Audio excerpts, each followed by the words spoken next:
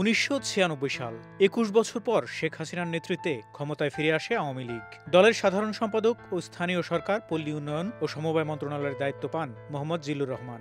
সদ্য সরকার গঠনের ব্যস্ত সময় দিনরাত দপ্তরের কাজ সামলে যাচ্ছেন মন্ত্রী। এমন সময় হঠাৎ এক ঘটনায় অস্বস্তি নেমে আসে তার পরিবারে। মেয়ের জামাইয়ের একটি ল্যাপটপ চুরি হয়ে গেছে ফকিরাপুলের পানির ট্যাঙ্কি এলাকা থেকে। ল্যাপটপটি সাধারণ কোনো ডিভাইস নয়, এতে ছিল জামাইয়ের বিদেশি অফিসের গুরুত্বপূর্ণ নথি ও ব্যবসায়িক তথ্য। বিদেশি ডেলিগেশনের সঙ্গে আসন্ন কনফারেন্সের আগে এই ল্যাপটপ হারিয়ে দিশেহারা হয়ে পড়েছিলেন মন্ত্রীর জামাই। দুপুরে ল্যাপটপ হারিয়েছে, বিকেলে এসি আকরামকে ফোন দিলেন জিল্লুর রহমান।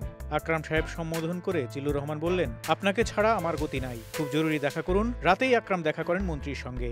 জিল্লু নিজে এসে পরম স্নেহের সঙ্গে বেডরুমে নিয়ে বসালেন। এরপর বললেন, আমার মান সম্মানের বিষয় কাউকে বলিনি। মেয়ের জামাইয়ের একটি ল্যাপটপ আজ ফকিরাপুলের পানির ট্যাঙ্কি এলাকায় গাড়ি থেকে চুরি হয়ে গেছে।